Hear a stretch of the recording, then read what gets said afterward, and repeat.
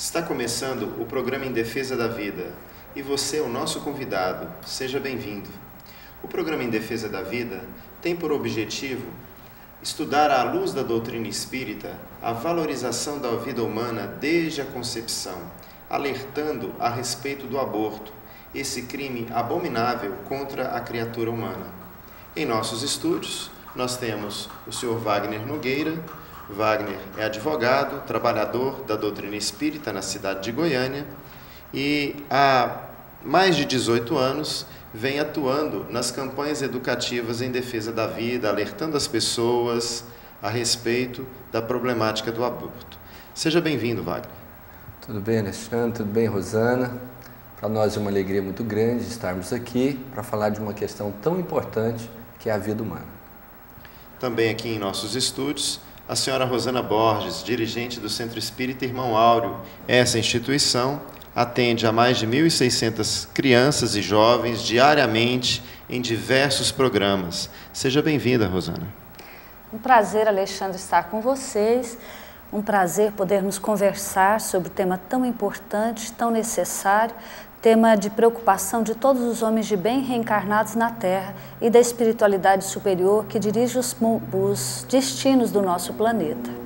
Os nossos convidados abordarão os aspectos espirituais, jurídicos e biológicos relacionados ao aborto, em pequenas aulas onde ministrarão os conteúdos.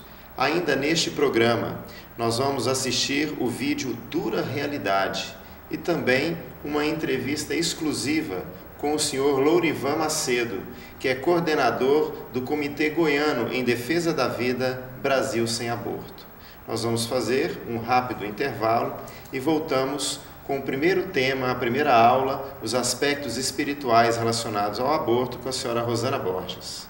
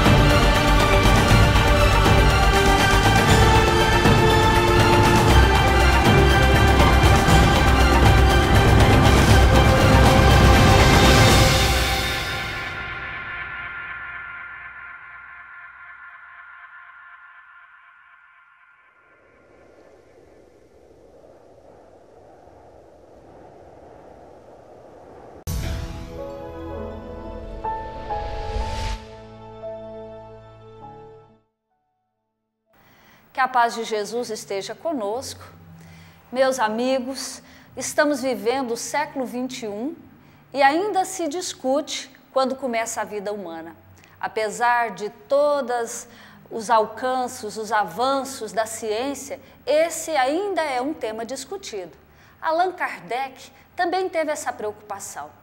Perguntou aos espíritos em que momento a alma se une ao corpo.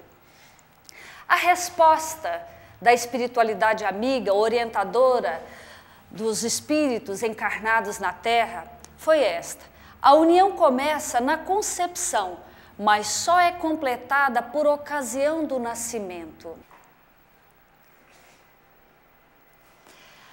Desde o instante da concepção, o espírito designado para habitar certo corpo, a este se liga por um laço fluídico, que cada vez mais se vai apertando até o instante em que a criança vê a luz. Kardec aqui, é claro, né, os espíritos, na sua resposta, eles são claros em afirmar que a vida humana começa no instante da concepção, não deixando dúvida alguma para nenhuma de nós. Próximo. Qual o objetivo da encarnação dos espíritos? Esta é uma pergunta muito comum. O que estamos fazendo aqui na Terra? Por que nascer? Por que reencarnar? A encarnação tem duplo sentido. A encarnação é para todos nós uma prova, certo? E que põe o espírito em condições de verificar o seu aprendizado e também nos coloca em condições de colaborar na criação divina. É a oportunidade que temos de crescer, de progredir, para um dia alcançarmos Deus, que é a felicidade plena de todas as criaturas. Que consequências tem para o espírito o aborto? É uma existência nulificada que ele terá de recomeçar. É um planejamento feito por anos e anos no mundo espiritual, são esperanças, expectativas de uma alma que gostaria de estar entre nós para recomeçar, testemunhar os aprendizados feitos no mundo espiritual. Para alguns espíritos, isso resulta em revolta e rebeldia, dando início aos graves processos obsessivos. Poucos, munidos de evolução espiritual, sabem perdoar e compreender a fraqueza humana que fecha as portas benditas da reencarnação. A alma passa então por muitas existências corporais. Este é um conceito fundamental para a humanidade do terceiro milênio. A reencarnação muda completamente a nossa forma de viver e de pensar. Quando acreditamos que a vida se resume em uma única existência, recrudesce seu egoísmo. Não há motivos para melhorar. Não há motivos para não aproveitar toda essa existência ao máximo, no que diz respeito às condições físicas, humanas, visíveis, materiais. Mas quando se abre para nós a possibilidade da reencarnação, da imortalidade da alma, para o espírito encarnado, muda-se completamente a forma de viver. Então, os espíritos foram categóricos em responder a Allan Kardec. Sim, todos contamos muitas existências. Os que dizem o contrário pretendem manter-vos na ignorância em que eles próprios se encontram. Esse é o desejo deles. Nós todos, espiritualistas, devemos lutar contra o materialismo. Segundo Allan Kardec, este é o maior inimigo do espiritismo, porque é o inimigo da humanidade. Nós precisamos romper as barreiras da matéria e reconhecer que somos espíritos reencarnados com graves compromissos espirituais e estamos nessa jornada terrena com a oportunidade de resgate e de evolução. Nós que aqui já nos encontramos e aqueles que se preparam para materializar entre nós através da maternidade. Constitui crime a provocação do aborto em qualquer período de gestação? Não há dúvida quanto a isso. Vejamos o que a espiritualidade amiga nos responde. Há crime sempre que transgredis a lei de Deus. Uma mãe ou quem quer que seja cometerá crime sempre que tirar a vida de uma criança antes do seu nascimento. Por isso que impede uma vida de passar pelas provas a que se serviriam de instrumento o corpo que estava formando. Não deve restar para nenhum cristão, não deve restar nenhuma dúvida quanto a isso. Há crime diante das leis dos homens e crime diante das leis de Deus, retirarmos a vida de uma criança, seja ele em qualquer período de gestação. Precisamos todos refletir quanto à importância da maternidade e da paternidade. O que Emmanuel nos traz é um alerta. Homens da terra, e sobretudo vós, corações maternos, chamados à exaltação do amor e da vida, abstende-vos de semelhante ação que vos desequilibra a alma e entenebrece o caminho. As palavras de Emmanuel aqui são palavras de alerta. A maternidade é a oportunidade que temos de participar da obra da criação divina, é trazer luz para os nossos caminhos. Quando nós negamos a oportunidade de que essa luz esteja entre nós, de que esse Espírito venha estar convivendo conosco dentro do nosso lar, muitas vezes ele passa a habitar conosco nos nossos pensamentos, trazendo-nos as lembranças do dia infeliz em que tomamos essa atitude. Ser-nos-á a culpa que perseguirá os nossos dias. Poderá ser para nós aquele vulto que caminha ao nosso lado a nos perguntar: mãe, por que não pude estar com você? Meus amigos, lembremos-nos das palavras do Evangelho, em que os Espíritos amigos nos falam sobre a bênção e sobre os compromissos da paternidade e da maternidade. Lembrai-vos de que a cada pai e a cada mãe Deus perguntará: que fizeste do filho confiado à vossa guarda? Que tenhamos a alegria de responder: Senhor, o filho que o Senhor confiou à minha guarda cresce comigo, sorri ao meu lado, trabalha e neste momento é luz na minha vida. Meus irmãos, não tenhamos dúvida, estaremos compartilhando da alegria do Criador. O sentimento mais nobre que a criatura pode sentir na terra, a expressão maior do amor, é a maternidade. Que Deus possa nos abençoar, nos amparar, dando-nos forças, não só para cumprirmos as nossas tarefas de pais e de mães, mas também podermos ser os divulgadores, aqueles que colaboram com o mundo espiritual superior, aqueles que falam às pessoas, que divulgam como é bom ser pais e mães. Nós vemos hoje uma propaganda organizada no sentido de desvalorizar os compromissos da família, os compromissos da maternidade. Não há motivo para isso. Será que nos custará tanto assim dividir o nosso lar com um ser que vai nos cobrir de beijos, de alegrias, de carinhos? Filhos, meus amigos, todos trazem dificuldades, mas todos, invariavelmente, nos trazem momentos de alegria. São os nossos companheiros que voltam, desejosos de progresso, desejosos de uma mão amiga que os aconselhe, que os conduza, que os ampare. Sejamos a mão divina, sejamos os colaboradores de Deus, que educam a alma que regressa, a alma que se materializa, que vem do espaço para progredir, aquele coração que vem desejoso de retornar ao mundo espiritual, vitorioso após uma jornada de lutas, como todos nós, meus amigos. Nós aqui chegamos também desejosos da oportunidade de reencarnar, de recomeçar e nos fazermos luz, nos fazermos perfeição, que é a destinação de todos os espíritos. Que a paz de Jesus possa envolver-nos a todos e que nós possamos sair em busca dos corações que nesse momento têm dúvidas sobre a grandiosa tarefa da maternidade, dúvidas com relação aos esclarecimentos equivocados que a sociedade moderna traz às criaturas.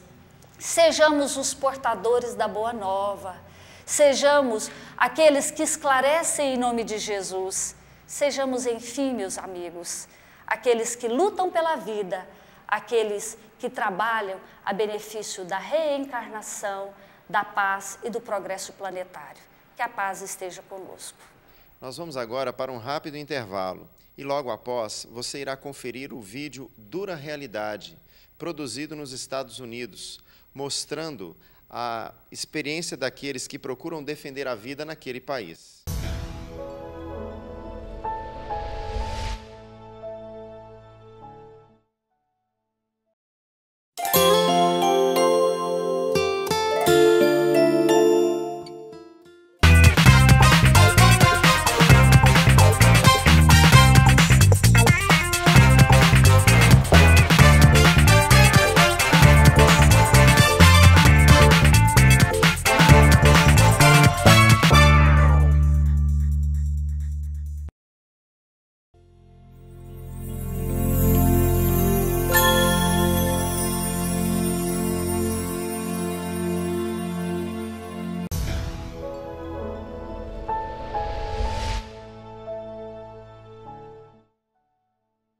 Voltamos a apresentar o programa Em Defesa da Vida, que está discutindo o aborto à luz da doutrina espírita. Nesse instante, você vai assistir o vídeo Dura Realidade.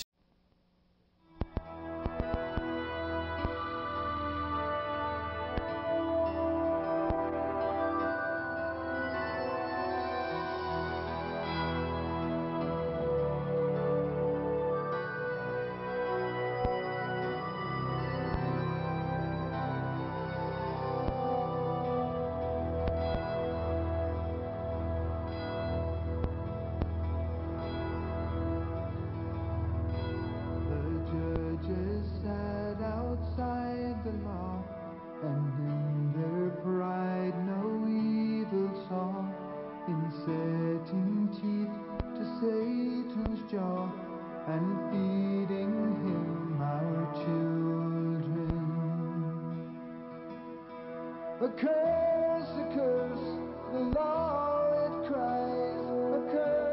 A curse on mankind's pride.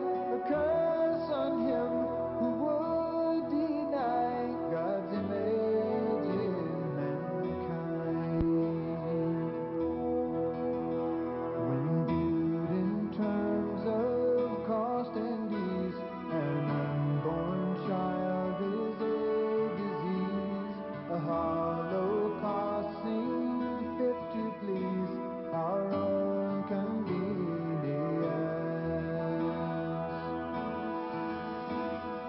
Torn from out their mother's womb, denied the sky, denied the tomb, conceived in lust to their own ruin, a sacrifice to pleasure.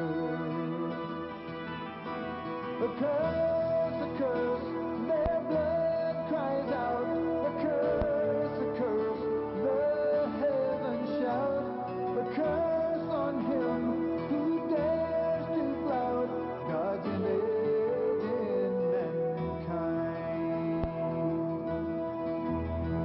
The doctors with their blood-red hands, who love their money more than man, with greed their God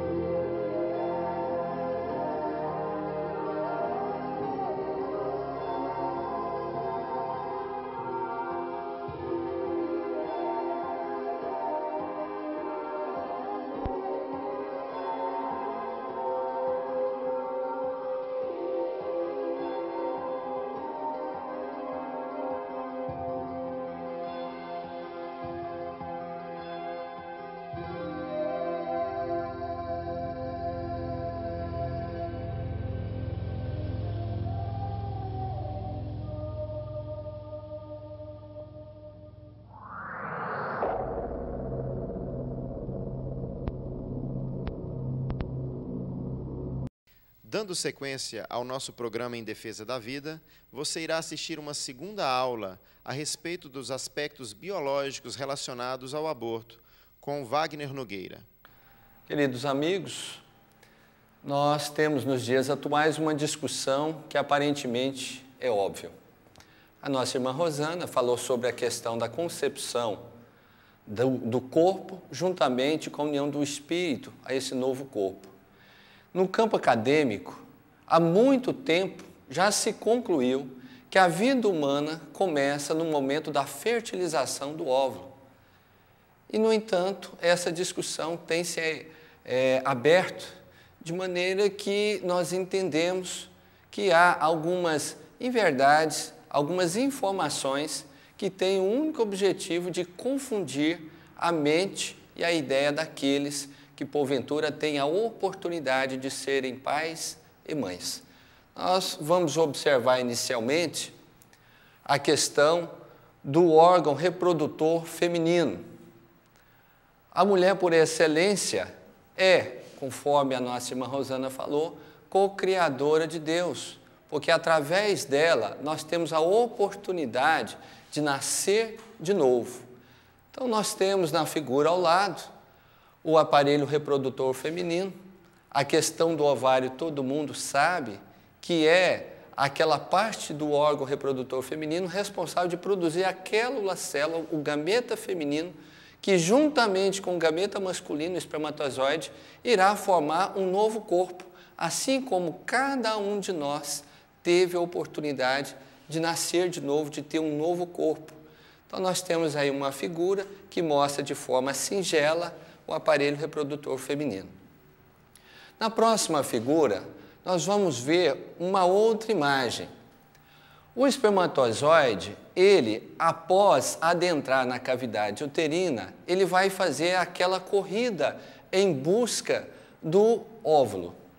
Essa corrida ela é movimentada não só pela questão física, a questão genética, mas principalmente pela indução magnética do plano espiritual. Porque para gerar um corpo adequado aos compromissos espirituais idealizados ainda no plano espiritual, para aquele ser que reencarna novamente, é necessário que o espermatozoide, juntamente com o óvulo, carregue toda aquela carga genética necessária a formar aquele corpo. Então nós vamos ver um óvulo que foi fecundado, ele vai se dividindo, formando 2, 4, 8, 16 células, de maneira que, à medida que o tempo vai se passando, o corpo ele vai crescendo. Mas desde o princípio, desde o momento da fecundação, o que nós somos hoje, nós já éramos no momento em que o espermatozoide se encontrou com o óvulo. Então, nós vamos observando que, decorrido alguns dias do momento da fecundação, o óvulo ele vai fazendo o caminho de viagem pelas trompas até se alojar no endométrio, que é essa cavidade interna do útero, e ali vai permanecer durante os 9 meses da gestação até ocorrer o fenômeno mais maravilhoso da vida, que é o nascimento de um novo ser humano. Então nós observamos nessa imagem aí algumas evoluções, momento em que é formado o tubo neural, enfim, todo o sistema nervoso central começa a ser gerado. Mais adiante, nós vamos ter uma outra imagem que avança dentro desse processo de desenvolvimento e nós aqui tomamos a liberdade, às vezes, nem de usar a expressão feto, mas bebê em formação, porque a impressão que se tem lá fora é que feto é alguma coisa, é um objeto e não é. O feto nada mais é do que um ser humano em formação. Então, no primeiro mês, nós temos aí uma figura de um bebê em formação, em que, de forma delineada, nós já passamos a observar o seu corpinho sendo formado. Mais adiante, avançando a gravidez, nós vamos observando que a forma humana ela começa a se delinear com maior clareza. À nossa direita, nós temos aí um bebê em formação. Com pouco tempo, nós já vemos a cabecinha, os pezinhos, as mãozinhas, de maneira que nós vamos crescendo ao longo dos dias. Mais na frente nós vamos observar uma outra imagem, o segundo mês. Olha que figura linda, aquele bebezinho no centro, a figura da esquerda, um ser humano tão belo, tão bonito. Na nossa direita nós temos uma mão segurando um pezinho.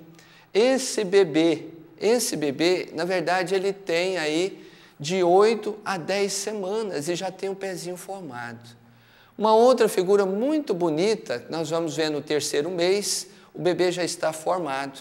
Basicamente é só crescer. E interessante que esse é o período que mais acontece os abortos.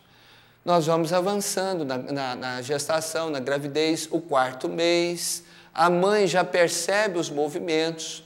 No mês seguinte, nós vamos observando que o bebê está totalmente formado, quinto mês. Nos Estados Unidos, por exemplo, é feito muito aborto da quinta, do sexto, do sétimo, às vezes até no nono mês. E, na verdade, ninguém pode negar que aí é um ser humano indefeso sendo morto através do aborto. Olha que figura linda, este bebê. Atualmente nós temos equipamentos de ultrassonografia que trazem resoluções formidáveis, praticamente uma radiografia, uma filmagem do bebê em formação. E aquela pergunta, em que momento começa a vida humana? Na verdade, essa pergunta ela é inócua, tanto do ponto de vista biológico, quanto do ponto de vista espiritual. A vida humana já se instalou no momento da concepção. E a pílula do dia seguinte, por inviabilizar, por criar condições ruins do óvulo fecundado se fixar no endométrio, ele é então um instrumento abortivo. Ele expulsa, ele cria uma hostilidade na cavidade uterina, provocando o aborto. Uma outra figura interessante, nós vamos ver vários tipos de aborto. Aborto é algo trágico, não só para a mãe, mas para o bebê, porque o aborto significa a morte de um novo ser em formação. Temos um aborto feito por medicamentos, que é muito, muito prejudicial não só à mãe quanto ao bebê, que obviamente vai ter a sua vida ceifada. Temos um outro tipo de aborto, nós vamos ver na figura seguinte, que está relacionado ao aborto por sucção. Há um forçamento da cavidade uterina, introduzindo um equipamento que aspira, arranca-se, na verdade, os membros do bebê, provocando o aborto, vai se esvaziando e os restos que os médicos, os abortistas falam, são depositados em alguns recipientes e depois jogados nas latas de lixo. O aborto por solução é introduzindo uma substância salina dentro do útero da mulher, ali no líquido amniótico, e essa substância corrói a pele do bebê. É muito, extremamente doloroso esse tipo de aborto. A figura ali mostra para nós essa situação. E não podemos negar que o aborto, em qualquer circunstância, ele é uma agressão muito, mas muito grande ao organismo da mulher e ao campo psíquico dessa mulher. Então, nós vamos ver complicação de possibilidade de perfuração do útero, infecções. Nós vamos observar que há uma possibilidade de relaxamento do colo do útero, ou seja, a mulher posteriormente corre o risco de desejar uma gravidez e acontecer abortos espontâneos. Por quê? O colo do útero se viu lesado, prejudicado. Então, as complicações são enormes, complicações para o bebê também. Tem mulheres que tentam fazer o aborto e, na verdade, não conseguem, e por ter ingerido determinados medicamentos, acabam prejudicando no momento da formação desse corpo, desse bebê, criando deformações genéticas. Nós vamos ver que as dores, que a morte do bebê é inevitável, porque o aborto é isso. E fechando aí esses slides, nós temos um próximo que diz o seguinte, depois corta esse pedacinho, essa folga aí. Para a mulher, as questões psicológicas são muito grandes, porque o ser humano não foi feito, por essência, para matar o outro ser humano. E a questão da maternidade é algo intrínseco no ser humano. O espírito, na condição de mulher, ele traz na sua essência espiritual esse desejo de ser mãe. Então, a sua mente, a sua consciência realmente acaba cobrando muito a respeito disso. Então, fica aí para nós uma mensagem. Quando vocês ouvirem alguém falar que a vida humana não começa na concepção, isso, na verdade, é uma falácia que tem um único objetivo: mudar, tentar alterar a verdade dos fatos. A vida humana, biologicamente ou espiritualmente, acontece no momento da concepção. E nós sabemos, por meio do Espiritismo, que tudo aquilo que nós vivemos ainda dentro do útero da mãe vai ser muito importante para toda uma encarnação. Nós vamos para um breve intervalo e, a seguir, voltaremos novamente com o Sr. Wagner Nogueira, que irá discutir os aspectos jurídicos relacionados ao aborto.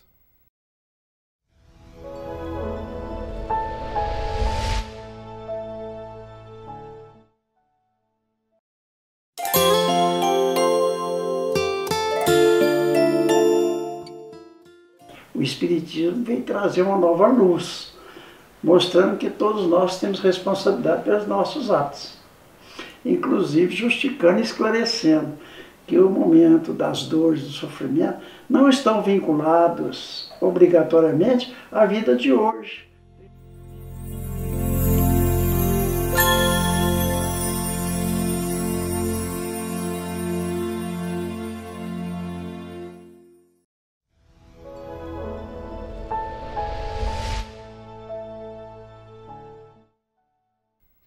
Você está assistindo o programa Em Defesa da Vida, que está tratando de um assunto palpitante nos dias atuais, o aborto, à luz da doutrina espírita.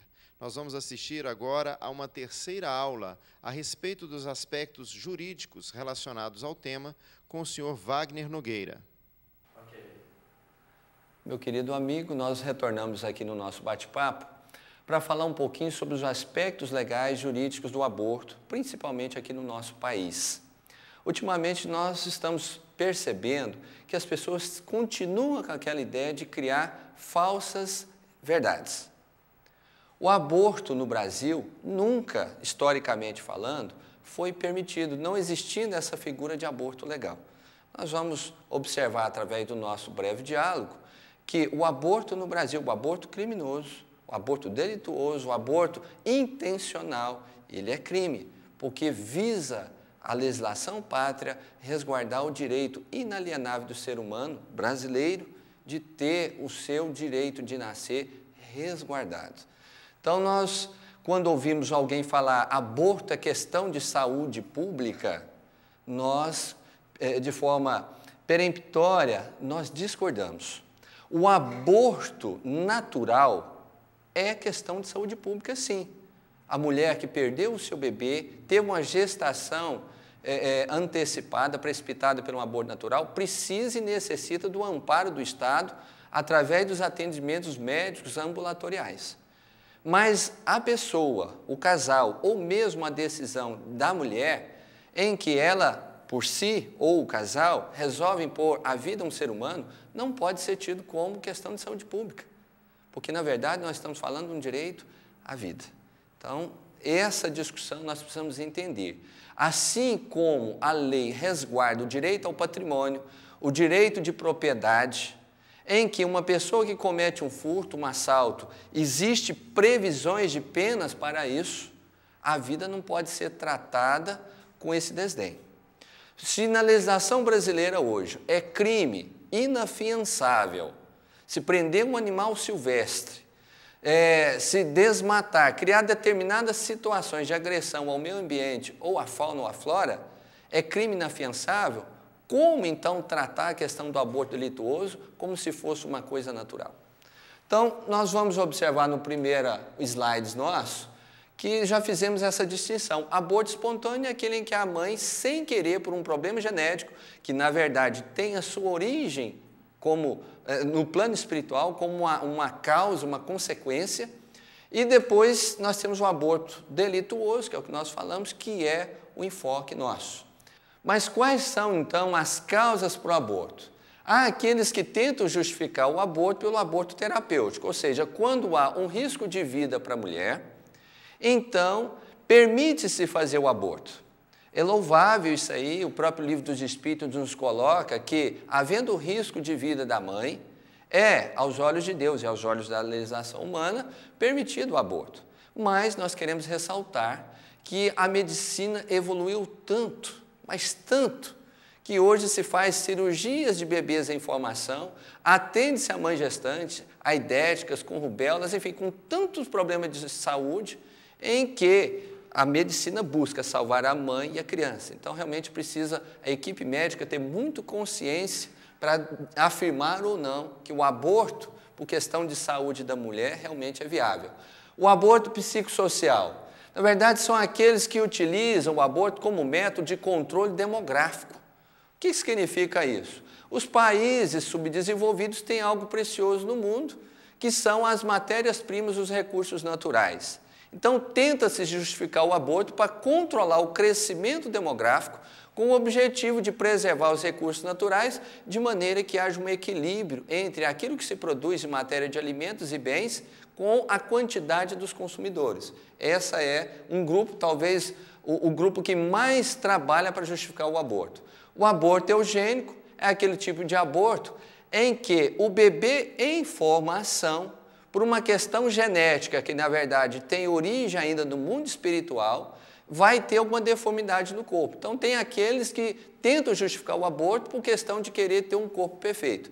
Lembramos que a eugenia surgiu na época do nazismo e, na verdade, tem muita gente realizando esse tipo de ideias, trabalhando para a implantação dessas ideias, sem perceber de onde surgiu essa questão da eugenia. O aborto político, na verdade, aí há interesses internacionais envolvidos com isso. Os países desenvolvidos não têm interesse que os países subdesenvolvidos tenham uma grande população em função econômica, em função bélica e tantos outros assuntos. O aborto sentimental, este aí nós falamos no início, está relacionado à questão do estupro. Ou seja, a mulher foi violentada, aconteceu uma gravidez e a legislação brasileira permite a realização desse tipo de aborto de forma não punida. Nós vamos falar um pouquinho a respeito disso, mas nós perguntamos, a mulher que foi estuprada, infelizmente foi estuprada, é um delito, eu diria que talvez um dos mais violentos, porque não atinge só o corpo, mas principalmente a integridade mental, espiritual mesmo da pessoa.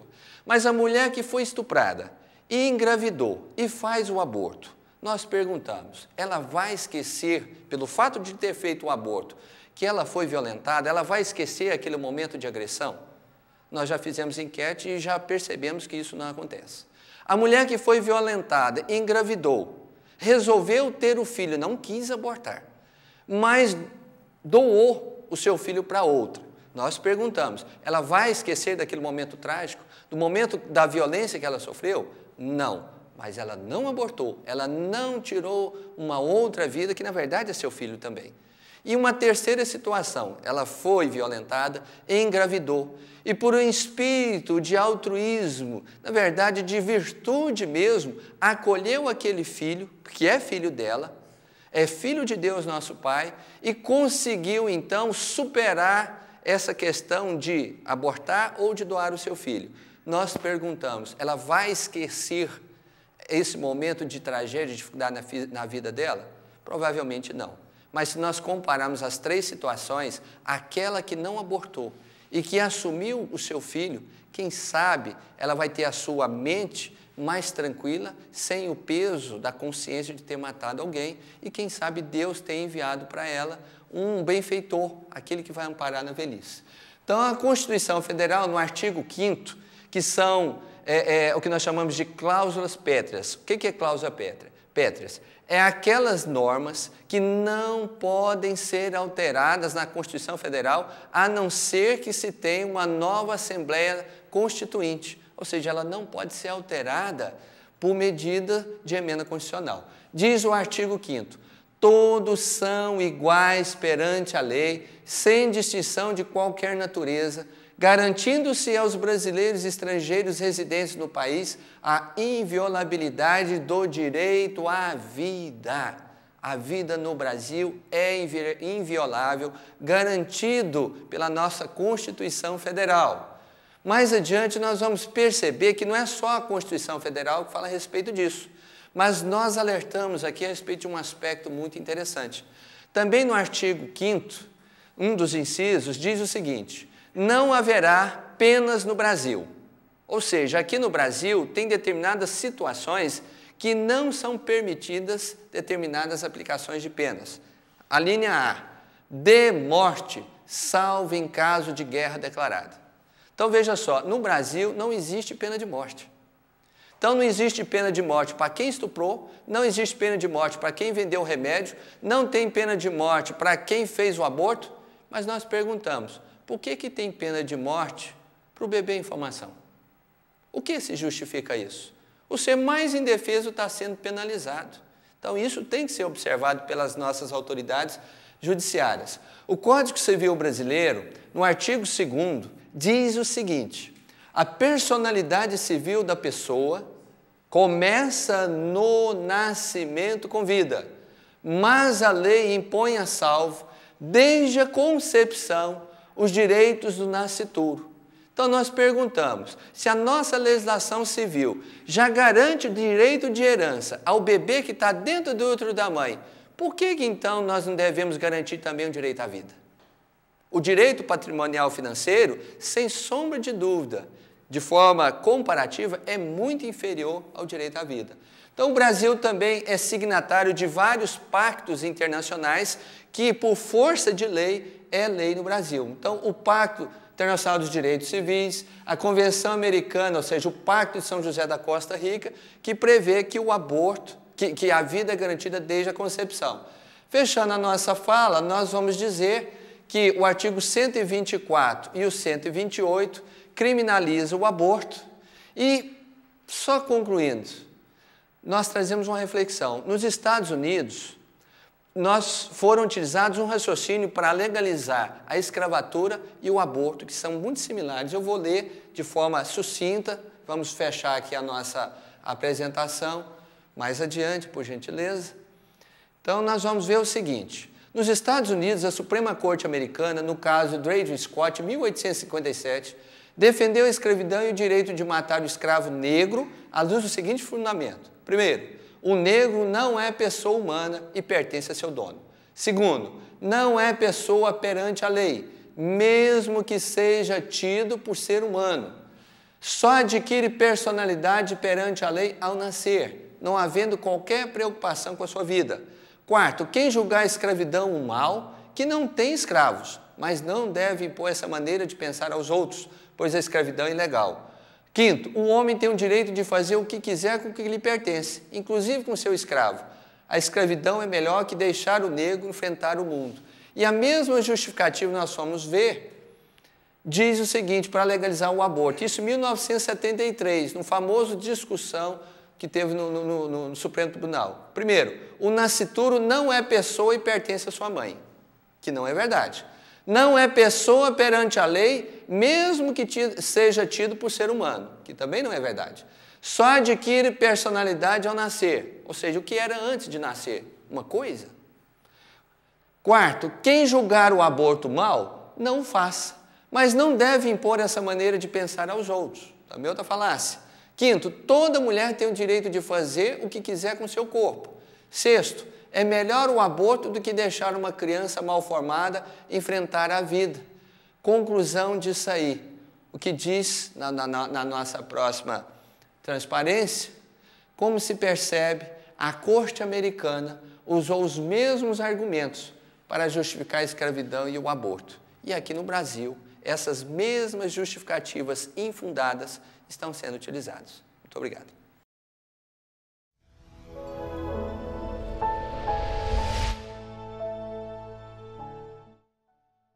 Na revista Alta de Souza tem história. Revista Alta de Souza. Espiritismo em ação.